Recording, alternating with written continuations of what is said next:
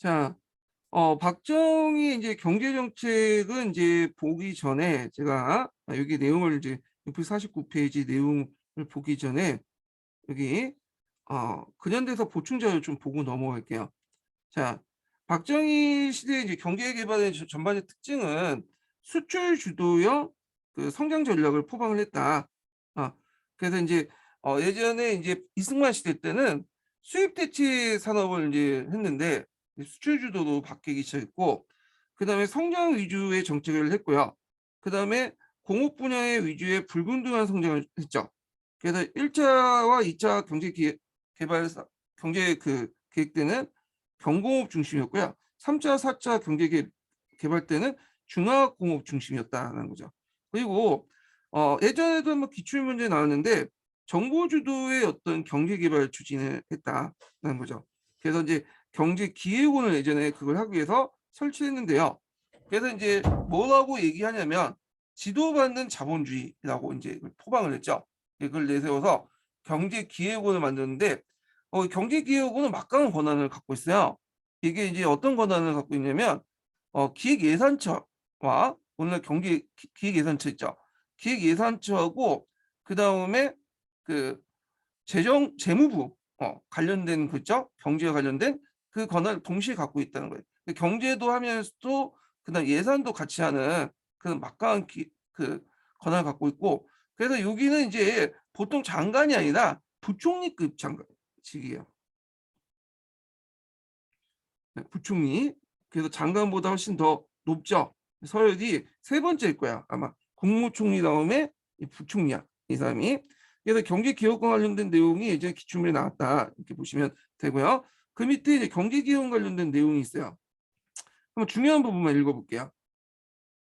자, 국가의 경제, 사회 발전을 위한 종합계획을 수립하고 운영과 투자 계획을 조정하기 위해서 예산 편성 및 집행, 중앙행정기관의 기획 및 조정의 집행과 심사, 분석, 물가 안정 시책 및 대외경제 정책을 조정해가는 사무를 관장했다. 그러니까 경제와 그다음에 예산을 모두 총괄했다. 이렇게 보시면 될 것 같아요. 그래서 여기는 주로 이제 아까 장관보다 더 높다고 했죠. 경제기획 장관을 부총리급으로 해갖고 부총리 제도를 시행했다. 그런 것들 좀 기억을 해두시면 될 것 같고, 그 다음에 이제 나중에는 1994년에는 그 당시 재정경제원이 됐다가 그 다음에 재정경제부로 승격됐는데 이때 이제 기획예산처가 분리 나갔죠. 이렇게 이제 기억을 해두시면 돼요. 그 다음에 이제 경제개발 이제 방법은 뭐냐면 국내 자본이 없었잖아요. 박정희도 처음에는 국내 자본을 끌어다가 좀 해보려고 했는데 이게 안 됐죠. 그래서 통화개혁이 실패하고 나서 외자 도입을 하게 돼요. 그래서 외자 도입은 뭐 여러 가지가 있는데 대표적으로 예전 시험 문제 나온 게 그 당시 그 한일 국교화 정상회담하고 그리고 이제 베트남 파병 이런 것도 있고, 그 다음에 인력 수출을 하죠. 그래서 보통 강산, 그 다음에 간호사, 강부나 간호사 이런 사람들 독일이나 이런 데 파견을 하죠. 그래서 거기서 얻은 외화 수입을 바탕으로 해갖고 외자를 도입해서 공장을 건설하고 그걸 바탕으로 수출하고요. 그 다음에 자본 축적을 하는 거야. 그러니까 처음에 공장 같은 거 이제 할 때는 주로 1, 2차 경공업 중심의 공장이었다가 그 다음에 자본이 어느 축적되고 나서 3, 4차 이런 식으로 이제 발전되죠. 그러니까 경공업 중심이었다가 3, 4차 때는 중화공업 중심으로 이렇게 발전되는 시스템이었다. 이렇게 보시면 될 것 같아요. 예. 자, 그래서 경제개발 계획 정책을 하게 되는데 그때 이제 요 관련돼서 예전에 시험 문제 나왔죠. 처음으로 경제개발 계획을 했던 것은 주로 이제 이승만 정부 때요. 1공화국 때. 이때 3개년 계획이었죠. 그러다가 이제 2공화국 때는 5개년 계획으로 수정이 되죠. 근데 이제 이것만 계획만 세워 실질적인 개혁하진 않았고요. 실질 개혁은 이제 뭐냐면 5.16 이후에 군사정부에서 재수정해서 1962년부터 이제 시행돼요. 그래서 앞에서 얘기한 경제기획원을 주도해갖고 실시했다 이렇게 보시면 돼요.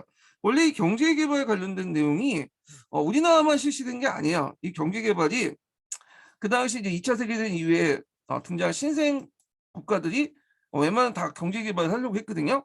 개발 정책을 세우고. 근데 성공한 케이스가 거의 없어요. 우리나라하고 그 당시 뭐 대만, 싱가포르 정도고 그 외에는 거의 실패했어. 예. 자, 그러면 경제 개발은 이제 좀 보면 하기 전에 이제 그때 이제 군사 정부, 그러니까 쿠데타 직후의 군사 정부의 이제 생각을 좀 볼게요. 원래 이제 박정희가 재벌들 별로 안 좋아했다고 했죠. 그래서 재벌들을 원래 해체하고 정부가 중심이 된 경제 개발을 추진을 하려고 했어요. 어, 근데 이게 이제 하다 보니까 돈이 없는 거야. 외자를 끌어들이니까 그 잘 안 되고. 그래서 이제 그 당시 재벌들이 와서 외자를 좀 끌어들이겠다 해가지고 이제는 사회가 바뀌어서 정부의 역할을 줄이면서 재벌들이 경제 개발 적극 참여한 걸로 수정을 하게 됐죠. 정부는 뒤에서 이제 물러나서 있고 재벌들 앞에 세웠고 재벌들 조절하는 방식으로 하게 됐다는 거. 그래서 이런 과정에서 이제 경제 개발을 했다 이렇게 보시면 되고요. 그다음 50년대 아시아 각국의 경제 개발이 있는데 한번 보세요. 전반적으로 우리가 뭐 대만이나 한국이나 이거 외에는 대부분 실패했어요. 경제 개발이.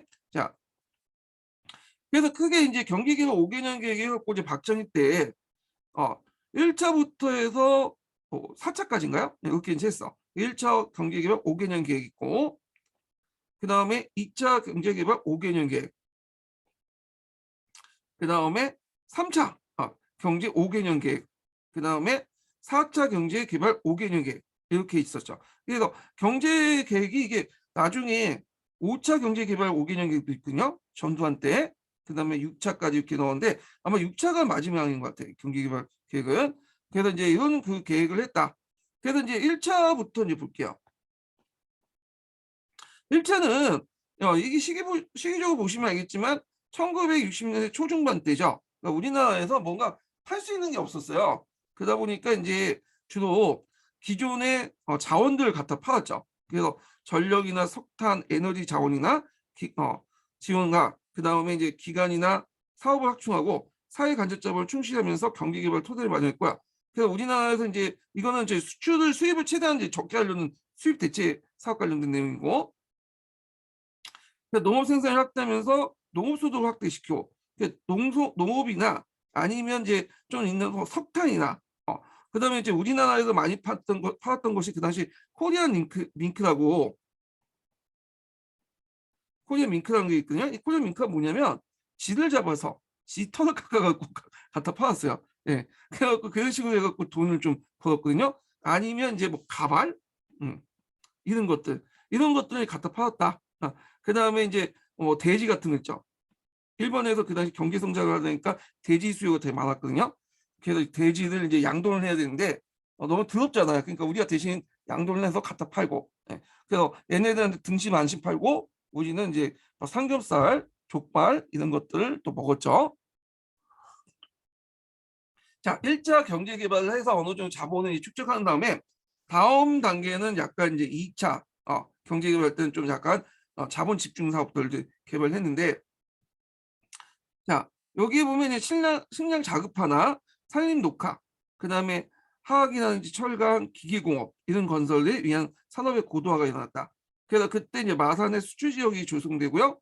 그다음에 이제 경부고속도로가 건설돼요. 예. 그래서 이제 요걸 시점을 해가지고 이제 뭐 서울 인천 간의 고속도로가 만들어지고 그다음에 경부고속도로 만들어서 전국 각지를 이제 고속도로 연결해서 일일생활권을 만들죠. 예. 이 경부고속도로가 만들어질 때 강남도 같이 개발됐어요. 강남도. 네. 그 강남 있죠? 뭐 서초, 송파, 강남. 네, 요 일대가 이제 강남 3구가 이제 개발이 되는데 그때 이제 아파트 단지가 되게 많이 만들어졌잖아요. 그래서 그때 이제 이쪽 지역이 거의 논밭이었는데 이 논밭을 이제 그 당시 정부와 지주들 불려서 얘기를 했죠. 그래서 딜을 봐서 논밭의 50%는 나한테 달라. 그러면 내가 너네들 이 강남 개발 뭐 해서갖고 땅값을 올려주겠다 이런 식으로 약속을 한 거예요. 그래갖고 정부가 여기에 이제 강남에 대규모 아파트 단지를 만들어놨죠.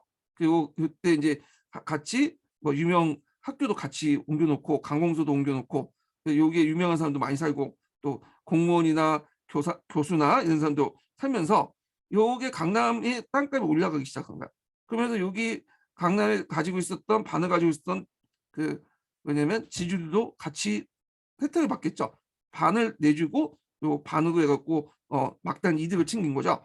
그래서 여기에서 이제 얻은 이득을 가지고 뭐냐면 경부고속도로를 만든 거예요. 예. 그래서 경부고속도로하고 강남 개발이 서로 연결돼 있어요. 자, 하여튼 이렇게 있고 그 당시 이제 내용을 보면 또 남북 간의 경제 균형은 이루어지게 됐다. 그래서 이때 우리 1970년에 들어가면서 남한과 이제 북한의 경제력이 이제 균형을 이루게 되죠. 그래서 나름대로 자신감을 얻은 정부가 남북 대화를 이제 하기 시작하고 이때부터 독자적인 어떤 통일 정책들이 나오기 시작해요. 이런 것들. 자, 그래서 이제 이런 특징이 있고요. 3차를 보죠. 3차 때는 이제 경공업 위주가 아니라 이제는 그 중화학공으로 본격적으로 바뀌게 돼요. 그래서 이때 이제 중동건설 붐이는데 이때 앞에서 언급한 것처럼 제1차 오일 쇼크가 일어났잖아요. 그래서 외화가 이제 많이 부족하니까 그 당시 이제 외화를 이제 획득하기 위해서 중동의 건설 노동자를 많이 파견했어요. 그래서 그 당시 이제 오일몰 같은 것들을 많이 가지고 왔죠. 그 다음에 새마을 운동이 전개됐고요. 그 다음에 4차 이제 경제개발 때는 그 당시 이제 그 제2차 석유 파동이 이때 일어났어요. 그래서 이때 이제 마이너스 경제가 일어났다. 그리고 여러 고도 성장 정책의 어떤 부작용이 많이 일어났다. 이렇게 보시면 돼요. 특히 이제 2차 석유 파동이 1차 석유 파동보다 더 심했던 이유가 뭐냐면 경기에 타격을 줬던 이유가 이 당시 이미 중화학공업으로 넘어갔기 때문에 이렇게 뭐야?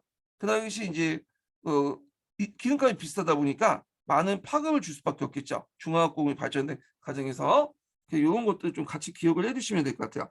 이것도 뭐 그 관련된 내용이니까 뭐 쭉 보시고 그래서 이제 1차 경제개발하고 뭐 2차 경제개발 이렇게 있고 그다음에 3차 경제개발 내용들 좀 보시면 되고요. 자금 조달에 관련돼서는 1차 경제개발 때 공공차관과 뭐 산업차관 이런 것도 있고 그다음에 산업차관은 이제 민간에서 이제 도입한 거죠. 주로 역할을 했던 게 재벌들이죠. 예.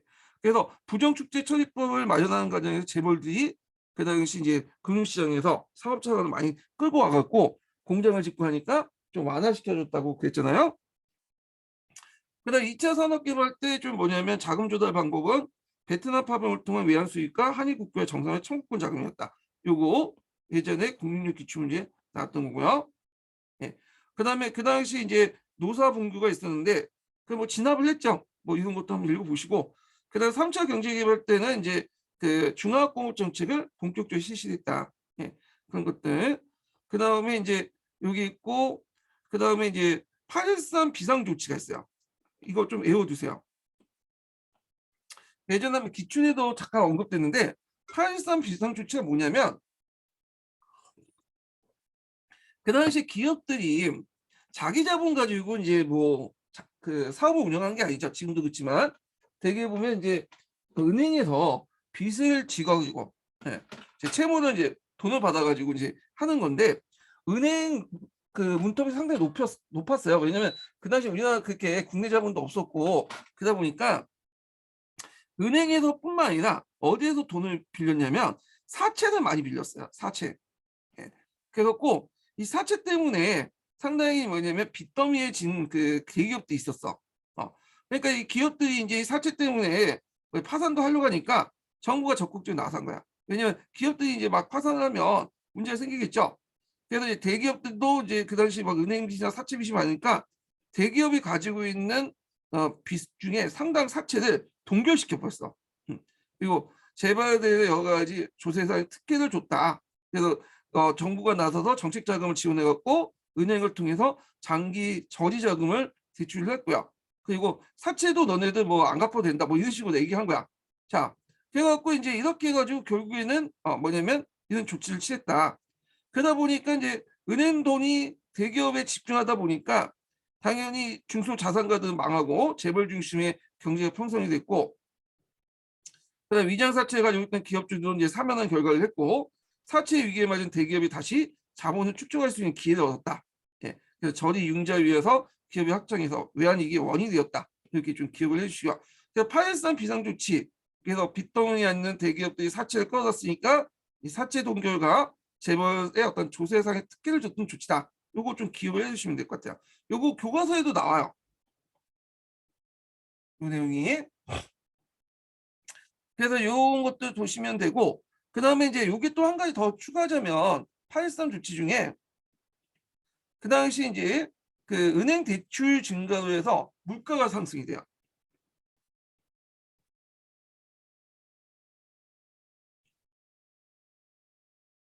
그 당시 이제 은행 대출은 그 소매 대출보다는 기업 대출이 많았어요. 근데 이제 앞에서 대기업 중심으로 해갖고 이제 은행 대출을 많이 주다 보니까 어떻게 됐어요? 이 대기업도 이제 고용인도 있을 거 아니에요. 그 얘네들 임금 주고 그다음에 얘네들이 물건 사들이면서 이렇게 하면서 이제 돈이 많이 풀리겠죠. 그러다 보니까 이 물가가 상승되고 이게 다 서민들이 전가되는 거예요. 예. 그다음에 중소자산가들 망하고 있는데 요것도 이제 중소기업 망한 것도 있고 또 앞에 더 추가하자면 요때 이제 주로 사채를 빌려줬던 사람들이 누구냐면 얘네들이야. 예. 얘네들이 이제 기업에게 사채를 빌려줬는데 얘네들이 이제 그 사채를 동결해갖고 안 갚아도 된다니까 당연히 망할 수밖에 없겠죠. 예. 그래서 이런 것들이 있었다 이렇게 보시면 될 것 같아요. 그래서 사채를 빌려줬던 소자산가들 이런 사람들이 재산을 강제로 이제 강탈되는 효과를 했던 거죠. 효과를 이제 발생을 시켰던 거죠. 자, 그래서 파일성 비상 조치 꼭 기억을 해두시면 되고요. 자, 그다음에 4차 경제 개발 때는 이제 아까 얘기했처럼 이제 대기업 중심의 경제에 집중되고 중화학공구의 중국 투자해서 시설 가인과 경영 부실현하고 또 거기에다가 2차 오일 쇼크까지 터지죠. 그러다 보니까 경제가 하락됐다. 이렇게 보시면 될 것 같아요. 자, 여기에다가 이제 좀 더 이제 추가하자면 여기 내용이 여기 있네요. 뒤에 좀 얘기할게요. 자, 그 다음에 이제 있고 여기 있네. 자, 성격 및 한계는 앞에서 언급한 것처럼 성격은 수출 주도형 성장 전략이었다는 거. 근데 특히 이제 미국, 일본의 경제 유연성이 되게 컸다는 거. 그래서 미국 같은 경우는 주로 이제 갖다 파는 시장으로서 소비 시장으로서 이제 의미가 있고, 되게 우리나라는 이제 조립이나 이런 것들 이제 했죠. 근데 부품들은 되게 보면 부품이나 중간재 같은 경우에는 다 일본에서 수입해왔어요. 그러다 보니까 이제 이런 경제 유연성이 이제 컸고요. 자, 그리고 정부 주도형의 경제 개발이었다. 그래서 국가 권력과 결탁한 독점 자본의 비대 성장, 그다음에 국가의 경제 역습의 강화 이런 것도 있었고, 그다음 3, 4차 같은 경우에는 중화공업의 분야의 경제 개발이었죠. 그래서 이 내용들 좀 읽어보시고요. 그 다음에 이제 중화공업에 대한 중복된 투자는 시설가인가 경영부실을 가져왔고, 그러니까 농촌과 공업 간의 불균형이 일어났죠. 그래서 농촌의 수입이 너무 차이가 나니까 도시하고 그래서 농촌의 근대화 목표로 해서 새마을 운동을 실시했다. 이런 것들 같이 보시면 돼요.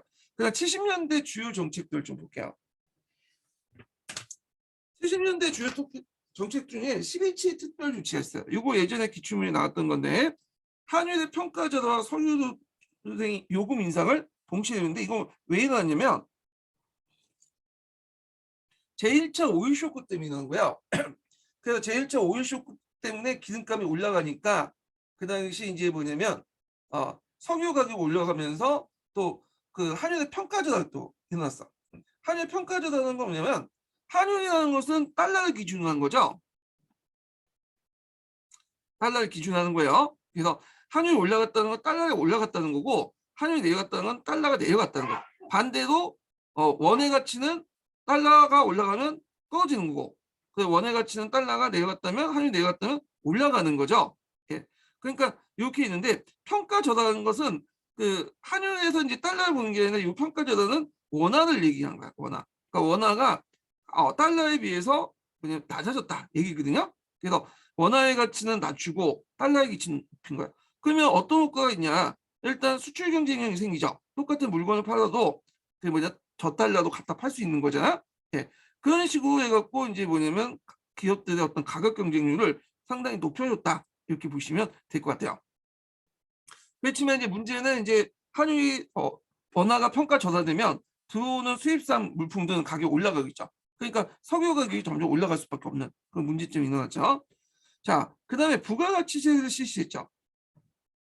부가가치세는 이제 뭐냐면 보통 그 13% 안으로 경기 조정에서 상하 3% 내에서 이제 대통령 조정하는데 되게 세율이 13%지만 실질적으로는 여러분들 보시면 10% 정도.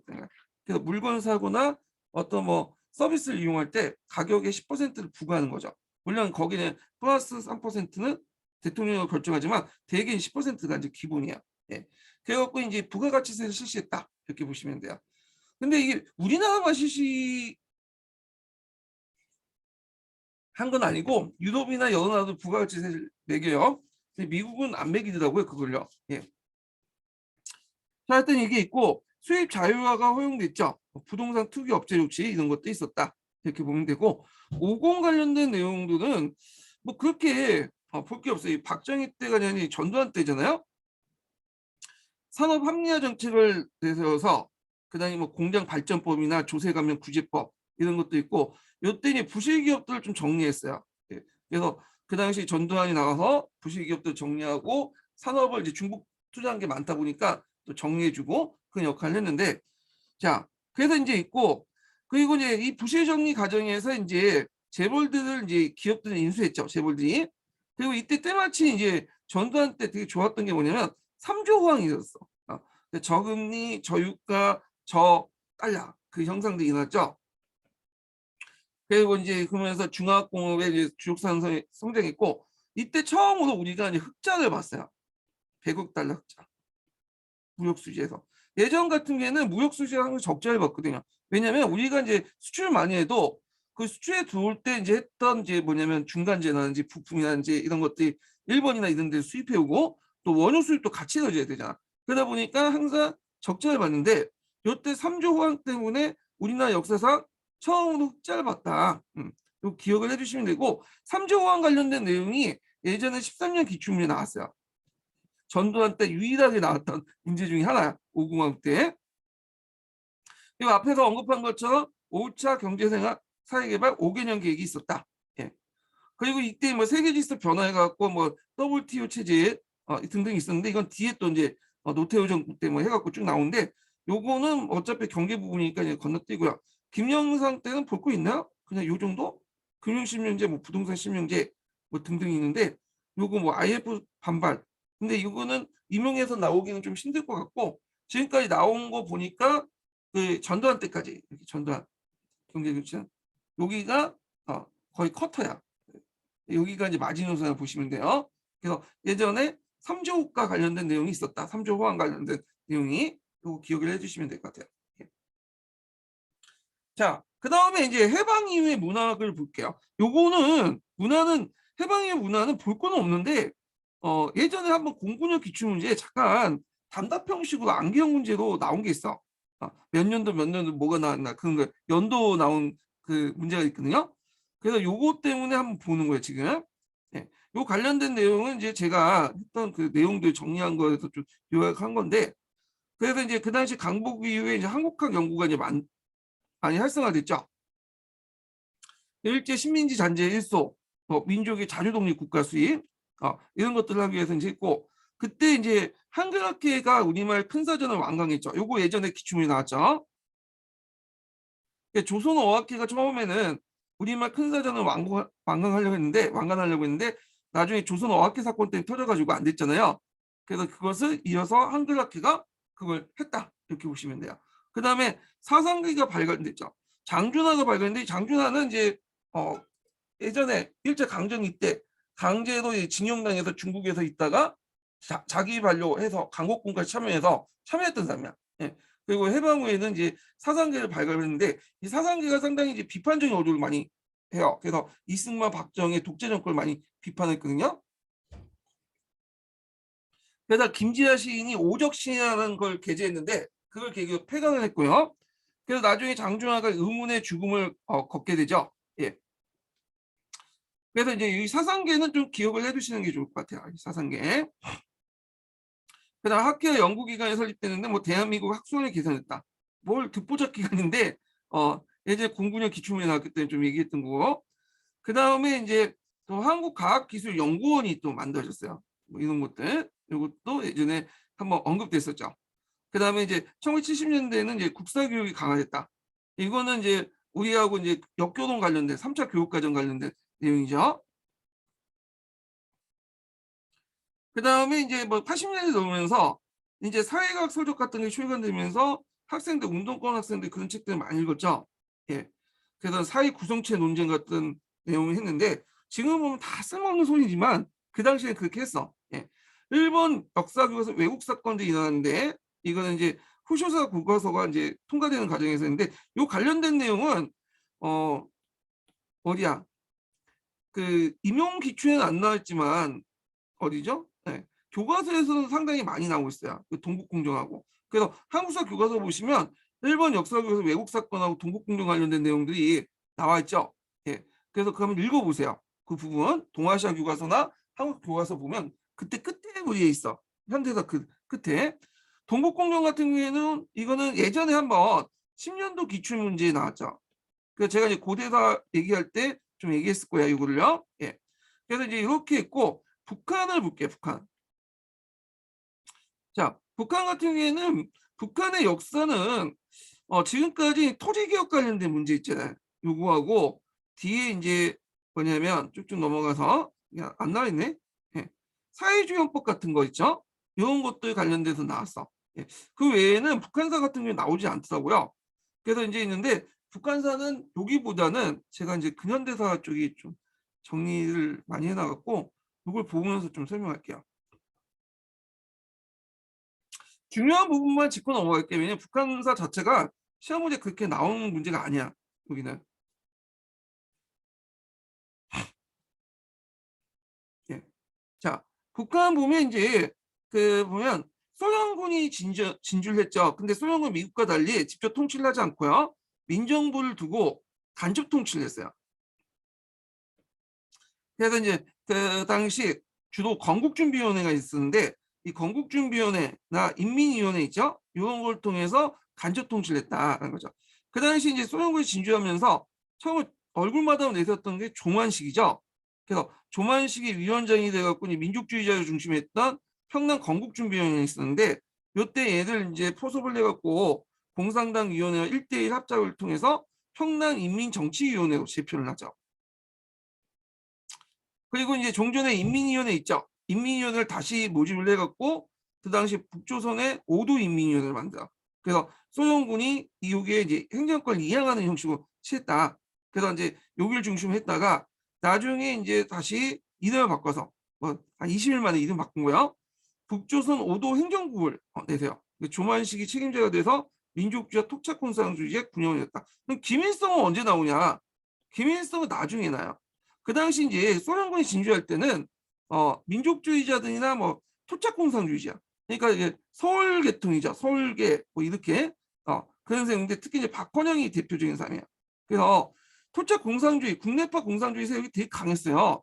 그러니까 김일성은 명함조차도 내밀지 못했는데 그래서 그때 당시에 이달 보면 김일성이 오니까 뭐 한양대도 없었고 누군지도 모르고 듣보잡이고 뭐 평양시내에서 이제 우동집 가서 우동이나 먹고 있었다. 뭐 그런 내용이 있어요. 자, 근데 김일성이 원래 이제 동북항해 연군에 있었다가 나중에 동북항해 연군이 해체되는 과정에서 소련 넘어와서 소련과 같이 들어왔잖아요. 근데 이 김일성이 좀 친화력이 좀 강했어요. 소련에 좀 처음에는 순종적이었고 그래서 이제 김일성이 이제 뭐냐면 자기 인맥을 이용해 갖고 그 당시 소련군에 이제 하고 이제 총사령관이나 부사령관 같은 사람들을 잘 구워 삼아 갖고 주도권을 장악하죠. 그래서 이때 이제 조금 지나면서 45년 말기에 김일성이 이제 주도권을 장악해요. 그래서 이제 김일성이 이제 그 당시 소련의 부사령관이었던 그 로마노프인가 하여튼 그 사람을 굶어 삶아서 조선공산당 북조선 분국을 만들어요. 그리고 북조선 공산당을 개칭하죠. 이때부터 이제 김일성이 주도를 하게 돼요. 예. 그리고 이제 이때 뭐 항은과 신의주의 등지에서 반공한 학생 결과가 일어났던데 뭐 예전에 윤리교육에서 이거 많이 신어놨더라고요. 예, 건너뛰고. 그래서 김일성 주도 아래 이제 뭐냐면 뭐가 만들어지냐면 북조선 임시인민회를 조직해요. 그래서 이제 인민민주주의 독재 정권이 수립돼서 반제 반봉건 민주정론을 실시한다. 그러면서 이제 있는데 이때 앞에 이제 얼굴마다 내세웠던 조만식이 제거당하죠. 왜냐면 조만식이 이제 반탁 운동을 하다 보니까 소련의 뜻대로 움직이지 않거든. 그래서 제거해서 김일성이 이제 완전히 실권을 잡고 전면 내세웠다. 그래서 이제 이런 내용들 좀 기억을 해두시고 그리고 북조선 임시인민회는 북조선 인민위원회로 개칭을 하게 돼요. 1947년에. 그래서 이 북조선 인민위원회가 정부의 역할을 한 거죠. 그러니까 북한은 1948년 9월 9일 정부가 공식 수립하기 이전부터 47년에 이미 북조선 인민위원회 같은 정부가 있었어요. 사실상 권력기구가. 그래서 이제 북한 최초의 중앙 권력기구였고 위원장은 김일성, 부위원장은 김두봉인데 김두봉은 연합파죠.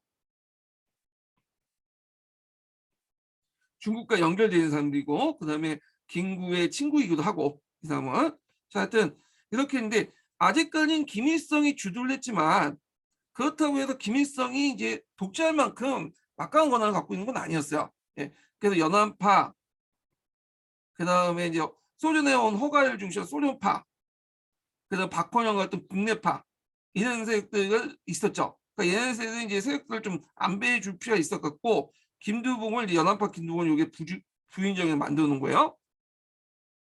자, 그래서 이제 북조선 노동당이 이제 그때 창단되죠. 국가조직으로서는 이제 정부조직으로서는 북조선 인민위원회가 있고 그 밑에 북조선 노동당이 창대되고 이게 나중에 노동당이 되죠. 그리고 북조선 노동당이 있으니까 그 밑에 나중에 남조선 노동당, 남노당이 이제 나타나죠.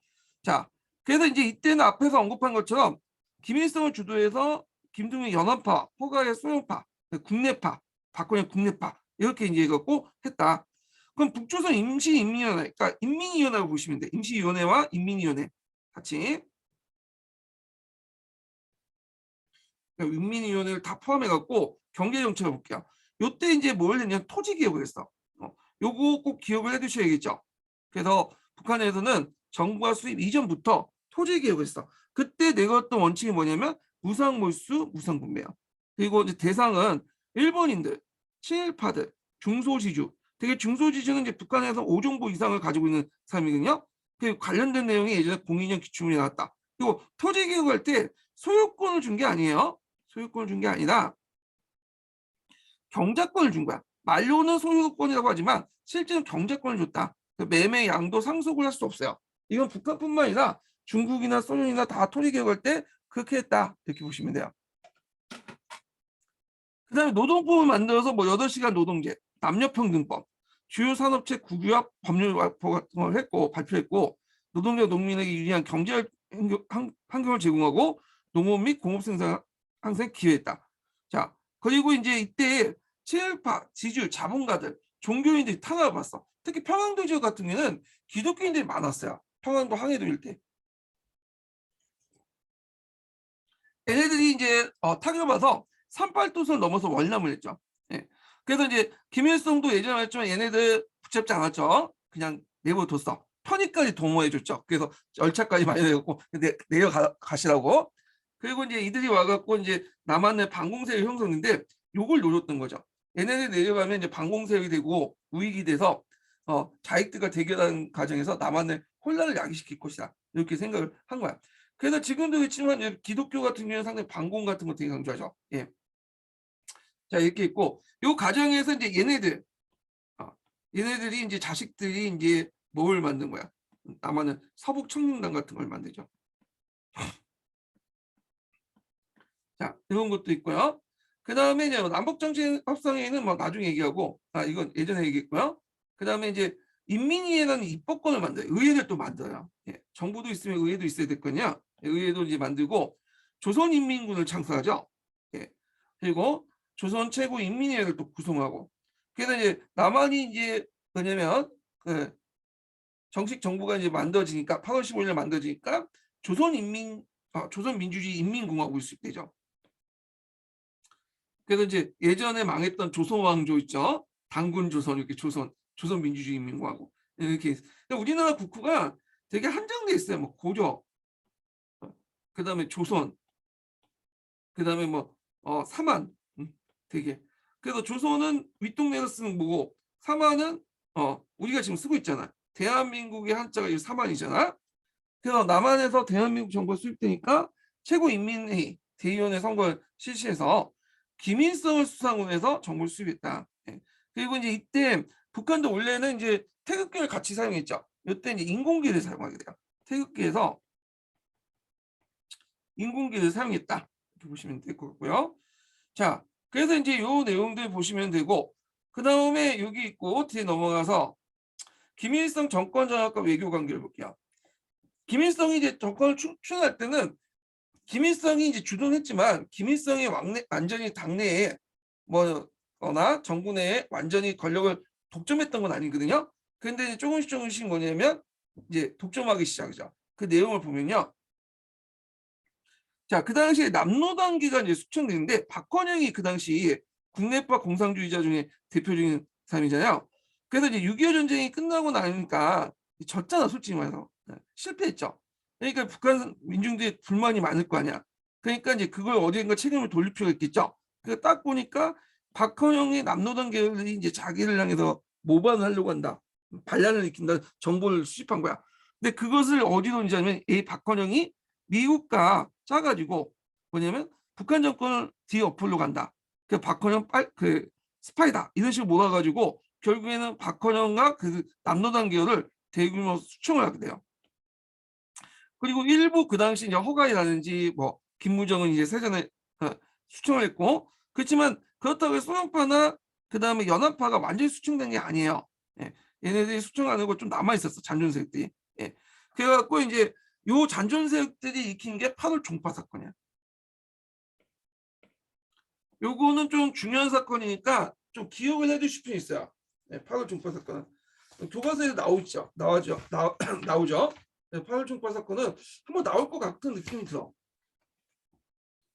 종파라는 건 뭐냐면 정치적 야심을 가지고 당에 도전하는 무리라는 뜻이야. 예. 그러니까 북한에서 김일성 입장에서 그렇게 부르는 명칭이야. 그러니까 자기 반대파들 그렇게 불렸던 명칭인데 자, 8월 종파 사건이 왜 일어났냐? 이거는 이제 뭐냐면 두 가지 배경에서 일어나는데 첫 번째가 뭐냐면 자, 6.25 전쟁 후에 김일성의 중공업 우선 정책에 대한 반발이 있어요. 이게 군사력 강화시키려면 뭐냐면 이 중공업이 되게 중요하잖아요. 그 다음에 스탈린 사후에 스탈린 격항 운동이 났어.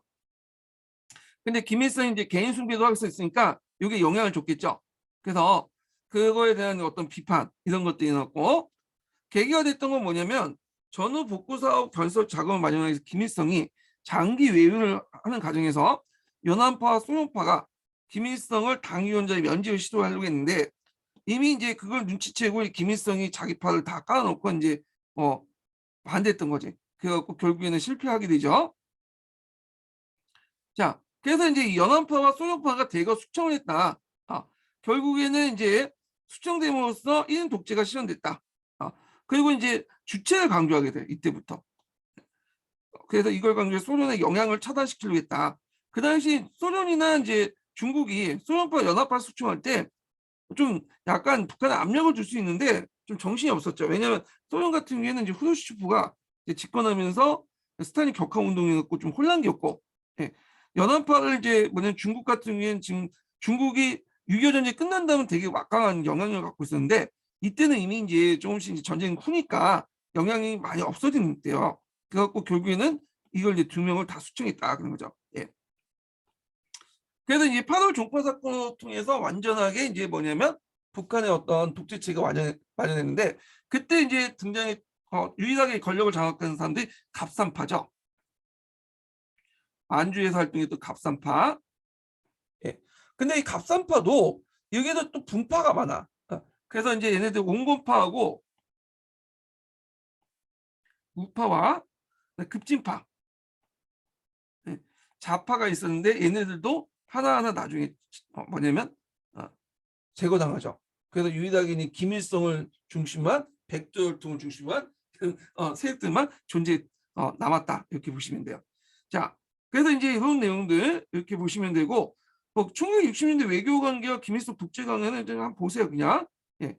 그래갖고 이제 뭐 등고리 외교 정책을 했다. 중국과 소련에 의지하지 않고 양쪽을 잘 이용해갖고 뭐냐면 독재 정치를 했다 이렇게 보시면 될 것 같고 그 다음에 이제 이때 이제 4대 군사 노선 같은 것들을 이제 내세웠죠. 그 다음에 또 갑산파 같이 이제 온건파 중에 아까 얘기한 저 경제 그 온건파들이 갑산파 온건파들 그 당시 대규모 숙청을 하게 돼요. 예. 군대 강력파들이 정권을 장악하고 남한에 무력 도발을 시도했다는 거. 예. 그 다음에 이제 주체사상 같은 걸 확립했죠. 소련과 중국의 내정 간섭 반발해서 주체상상을 강조하면서 독자적 노선을 모색했고 국방을 강조했고 그 이 과정에서 주체사상을 내서 김일성의 우상화 작업을 같이 했다. 주체사상 관련된 내용은 그 밑에 좀 읽어보세요 그냥. 여기 보시면 뭐 역사 발전의 원동력이 인간의 의식, 자주성, 창조성, 의식성에 찾는 사상이다. 그래서 1970년대도 정립되었고 김일성 유일 지도체제의 이론적 토대가 되었다. 이런 내용들 읽어보시고 그 다음에 뒤에 넘어가고 이제 사회주의 헌법을 공부하죠. 이거 예전에 한번 시험문이 나왔어요. 자, 사회주의 헌법이란 건 예전의 헌법은 사회주의를 공식화시키지 않았어요. 예. 근데 이때부터는 공식화되죠. 그래서 이때 이제 사회주의 헌법을 공부하면서 주체사상 또한 공식 이념을 공식적으로 이념화시키고 그 다음에 김일성이 국가주석직을 침해하죠. 그래서 김일성이 한번 국가주석직을 침해했기 때문에 북한에서는 지금 국가주석직이 없어요. 예. 그래서 김정은이나 그 다음에 그 누구야? 김정일 아버님 김정일 다 이게 뭐냐면 국가주석직 공석해놓고 해놓죠. 김일성이 이제 국가주석실 해놨고 국방위원회 주석이라고 해서 통치를 하잖아요. 그리고 사회주의 헌법을 공부하면서 수도를 서울에서 평양으로 바꿨어. 그래서 건국 당시에 평양 임시수도였는데 이제 서울은 정식 수도였고 이걸 바꾼 거야. 예, 북한 체제를 확립하려고 했다. 이거는 어디와 관련된 7.4 남북공동선언의 결과와 관련됐죠. 요거 예전 한번 시험문이 나왔으니까 요것만 좀 봐두세요. 이 부분은 1681번하고 1682번 이렇게 있거든요. 자, 그래서 이제 내용을 보면 요것만 읽어볼게요. 1682번. 자, 인민민주주의헌법을 개정해서 주체사상을 강조한 사회주의헌법을 제정하여 김일성이 국가주석에 취임하고 주석에 직속된 중앙인민위원회의 행정, 입법, 사법의 모든 권한을 집중시켜 1인 독재와 개인 숙명을 더 강화시켰다. 새 헌법은 수도를 서울에서 평양을 바꾸고 평양을 민족의 신장부로 선전하기 시작했다. 뭐 이렇게 있고요. 자, 그 다음에 이제 주체사상 체계와 관련된 내용을 각자 읽어보시고 김정일의 후계자 구도 확립하는 과정에서 3대 혁명 소조 운동을 지도하겠다. 이 내용들. 그리고 이제 김일성이 죽은 후에 1994년에 죽었죠. 그때 되게 더웠는데 제가 그때 이제 재수하고 있었거든요. 재수한 게 아니라 93년에 재수했지. 94년에 대학교 1학년인데 그때 이제 막 자전거를 타고 있다가 여름방학 때 자전거를 타고 있다가 김일성이 죽었다는 소문을 딱 듣네요. 소식 들린 거야. 깜짝 놀래갖고 이제 TV 보고 있는데 그때 뭐 북한이 망하니 뭐니 했는데 지금까지 계속 있죠. 그래서 이제 김정일이 집권했어요. 김정일이 이제 앞에서 국방위원회 주석으로 취임했죠. 왜냐면 국가주석직은 이제 공석해놓고 아버지가 해놨으니까. 예. 그래서 이제 김일성의 어떤 유언을 통해서 한 유언 통치 시대가 있다. 뭐 이렇게 있는데 한번 읽어보시고. 자, 그래서 이제 1998년 헌법에서는 주석제가 폐지됐다. 그래서 국방위원회 권한이 강화됐다는 거. 자, 요거 북한의 뭐 어떤 그 헌법 내용이니까 한번 읽어보시고 요거 1972년 헌법 요거는 예전에 기출문제에 관련돼서 한번 나왔어요. 자, 그다음 경제 정책을 볼게요. 북한도 나름대로 이제 그 경제 계획을 했어요. 그래서 3개년 계획, 뭐 5개년 계획, 그다음에 뭐 7개년 계획 이렇게 이제 했는데 자, 요 내용 중에 이제 쭉 보면 뒤에 이제 집단화 과정은 이제 좀 보시고 거기 천리마 운동 볼게요. 교과서에도 천리마 운동이 좀 나오죠. 천리마 운동은 하루에 천리에 달리는 천리마 같이 같은 속도 사회주의 경제를 건설하자. 생산 증대를 통해서 북한의 노동력 강화 운동인데 그래서 이제 그 당시 전후 복구 사업으로 이제 일환으로 이제 한 거예요. 그래서 중공업을 중심으로 해서 경제 개발 구축을 했고 의식주 문제 해결 같은 걸 내세웠는데 사회주의 내부의 소극성과 보수주의, 기술에 대한 신비주의를 극복하고 농민들의 생산 노동을 참여에 강쟁시켜 집단적 노동 경쟁 운동을 했다. 쉽게 말해서 그다음 기술이나 뭐는 기계라든지 이걸 통해서 경제 개발이 아니라 그냥 노동력을 머리수를 이제 집어넣어 갖고 경쟁을. 지금 북한에서도 그런 경향이 있죠. 건물 하나 짓는데 우리 같은 경우에는 이제 크레인이나 그 여러 가지 도구를 이용해 그 건물 짓잖아요. 얘네들 보면 다 노동력을 땜빵하죠. 네. 그러다 보니까 이제 이런 운동을 이제 했다. 천리마 운동을. 그래서 이제 모든 분야에서 사회주의 건설을 촉진하는 노동당의 총노선, 농업의 집단화를 완료시키고 이때는 남한보다 월등한 경제 발전이었다. 그래서 이때 천리마 운동을 해갖고 나름대로 성과가 있었어요. 근데 문제는 이제 시간이 지나면 지날수록 이게 이제 인력을 가지고 경제 개발을 하는 거잖아요. 그러다 보니까 처음에는 막 올라갔는데 나중에는 떨어져. 어느 정도 생산량이 올라간 다음에는 오히려 이게 생산이 떨어지는 그런 효과가 일어나죠. 수학 체감의 법칙이 적용됐다고 보시면 돼요. 그래서 노동력에 의한 경제적 그 향상은 초창기 때는 가능할지 몰라도 어느 정도 올라가면 이 한계에 부닥쳐요. 결국에는 기술 개발이나 어떤 여러 가지 생산력 같은 거 도구 등을 이용해 갖고 해야 되는데 그게 안 되니까 이 문제점이 일어난 거죠. 그래서 초창기 때는 50년대까지는 나름대로 큰 성과를 냈다.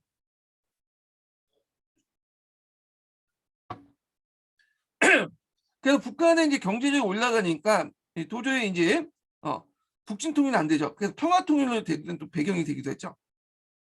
아까 전에 했지만 이 노동력을 중심한 경제 개발은 초창기 때 생산이 증대되지만 시간이 갈수록 생산이 저하돼요. 기술 개발이나 그다음에 여러 가지 이제 장비를 통해서 투입돼 갖고 한 게 아니기 때문에. 근데 이게 북한의 어떤 경제 개발 모형이 북한만 있었던 게 아니라 그 당시 사회주의 국가들의 공통된 특징이야. 소련도 그렇고 그다음 중국도 그래.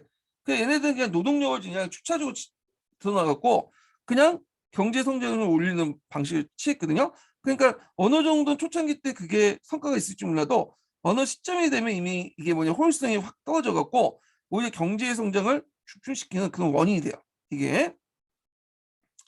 자, 그다음에 얘네들 이제 뭐 했던 경제개발 정책이 있는데 한번 쭉 읽어보시면 될 것 같고요. 예.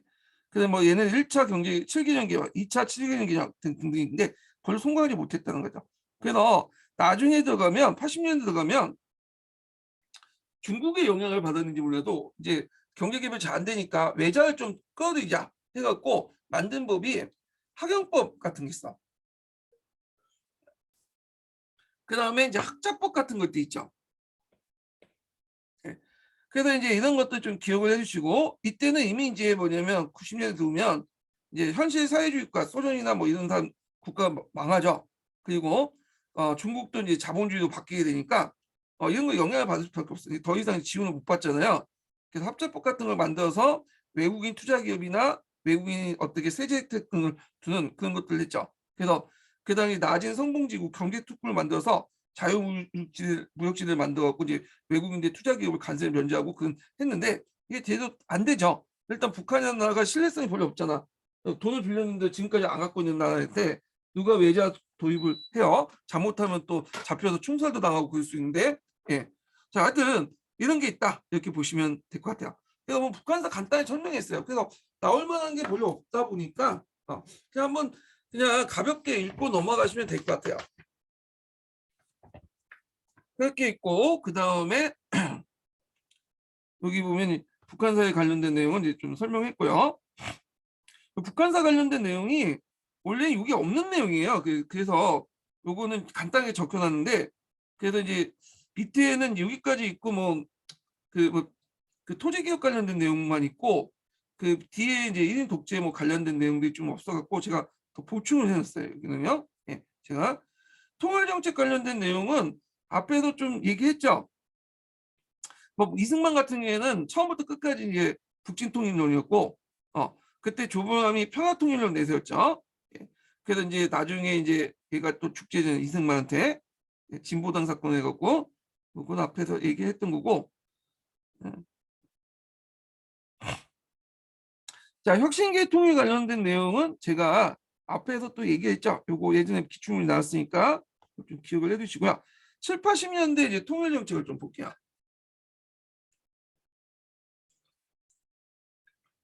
자, 70년대 들면서 이제 남한이 이제 점점 이제 경제력이 성장해서 북한하고 거의 비등비등하거나 이제 더 경제력이 올라갈 때거든요. 그래서 나름대로 이제 자신감을 느끼게 돼. 이 박정희 정권이. 그래서 이제 8.15 선언을 하게 돼요. 자, 8.15 선언의 배경은 이제 닉슨 독트리와 군사력 증강 내용들인데 배경인데 내용을 보면 남북 간의 인위적인 장벽 제거를 주장하고 우리나라 정부에서 한 거예요.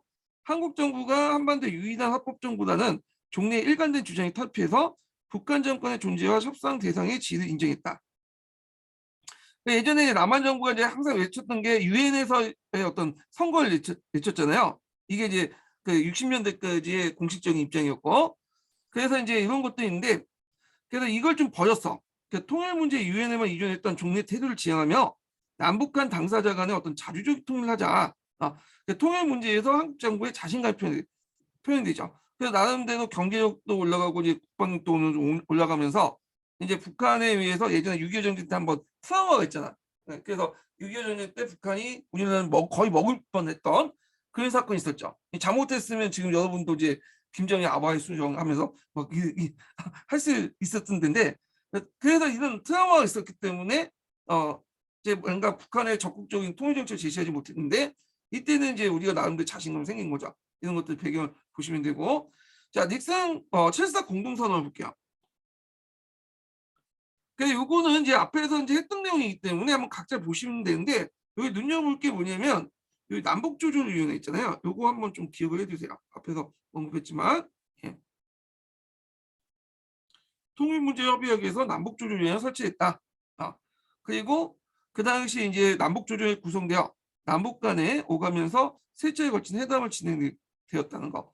남북 정치적 회담 또한 활성화되어 7차례에 걸쳐 본회담이 이루어졌고, 그러나 공동성명에 대한 남북 사이의 해석 차이로 남북 대화가 더 진전되지 못했고, 결국에는 이제 아무 성과 없이 끝났어요. 오히려 독재체제를 강화시켰죠. 그리고 유신헌법 공포하고 북한에선 주석제 신설들은 유해체제나 사회주의헌법을 실시했다. 그리고 기출문제 나왔으니까 기억을 해두시면 돼요. 자, 그 다음에 뭐 6.23 평화통일선언 해갖고 이제 그 내용을 보면 공산권에 대한 문호 개방을 선포하고 남북한 유엔 동시 가입률 첨부. 이게 왜 그냐면 지금은 남한과 북한이 다 유엔에 가입돼 있잖아요. 근데 그 당시에 안 됐어. 비가입국이었어. 남한이 가입하려면 이제 5개 상위 이상국의 허락을 맡아야 되는데 중국과 소련이 거부를 해요. 그러면 이제 못 받죠. 그럼 북한이 가입하면 미국이나 영국, 프랑스가 거부해. 그래갖고 안 됐어. 예. 결국에는 서로 상호 하에 그냥 뭐냐면 가입하자. 그래서 북한이 가입할 때 미국도 허락해주고, 그래서 우리가 가입할 때는 소련이나 중국도 허락해주고 이렇게 있는데, 근데 이제 뭐 그 북한의 대응 보면 그 당시 이제 북한 같은 경우에는 남북한이 다시 고려 연방국이라는 이름으로 뭐냐면 단일 회원국이 되자 이렇게 제시하면서 실질적으로 잘 안 됐죠. 그러나 80년대 들어와서 이제 좀 보면 남북 적십자 회담이 있었고, 그다음에 그때 이제 분단 이후에 그 처음으로 교황 방문단이 오가면서 이산 가족이 제외됐고요. 그다음에 7.7 특별선언이 있었죠. 예. 북한을 공동 번영을 추구하는 민족 공동체 일원으로 인식을 했다는 거. 그다음에 한민족 공동체 통일 방안도 제시됐다. 한번 읽어보세요. 그냥 그래서 80년대 이후부터는 그냥 쭉 읽어보시면 될 것 같아요. 이거는. 그러니까 이분이 8, 90년대 갖고 쭉 이렇게 좀 정리를 남대 해놓은 것 같은데, 북한의 통일론 전개 과정도 좀 얘기하고. 근데 임용에서는 여기까지 나오기는 좀 그럴 것 같아. 왜냐면 윤리 교과 있죠. 윤리에서 통일 문제 좀 잘 나오고, 우리는 이제 나와봤자 그 7.4 공동선언이나 그다음에 뭐 혁신계통에 이제 뭐냐면 통일론 이동중 이렇게 나오고, 그 70년대 80년대 넘어와서 8, 90년대 통일정책 관련된 내용은 나올 가능성이 좀 없을 것 같긴 해요. 제가 또 나오면 얻어볼 수 있으니까. 근데 지금까지 나올 때 좀 약간 시간 낭비인 것 같아요. 여기까지 보면. 그래서 이거는 윤리나 이런 데서 좀 강조되는 부분이다. 이렇게 보시면 될 것 같죠? 예, 이건 각자 보세요. 그래서 있고, 그 다음에 이제 이렇게 해서 이제 한국사 부분이 끝났거든요. 한국 현대사 부분이요. 예, 두 번째 인증문 알려드릴게요. 두 번째 인증문은 96번이에요. 예, 96번. 예, 그래서 이렇게 있고요. 잠깐 이제 해서 끝났으면 여기 마치고 곧바로 이제 뭐냐면 그 기출문제 분석할게요. 현대사 관련된 기출문제 분석이요.